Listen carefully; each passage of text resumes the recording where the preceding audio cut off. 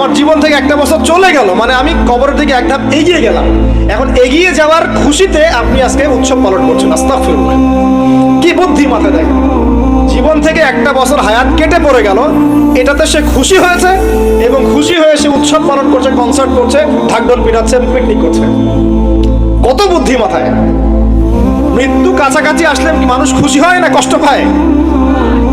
মৃত্যু কাছাকাছি আসলে মানুষ কি খুশি হবে নাকি আরো চিন্তা করবে, হায় আফসোস, এক বছর যদি আরো ভালো কাজ করতে পারতাম আরো ভালো হতো? কোনটা বলেন? আফসোস হবে না? অবশ্যই হবে। হ্যাঁ, তার মানে এখন আপনি যদি কিছু করতেই চান, এই 31st নাইটে যদি আপনি কিছু করতেই চান, তাহলে আমি বলবো, আমার পরামর্শ, সুন্দর করে ওযু করে আইসে আপনাকে জায়নামাজে দাঁড়াতে হবে।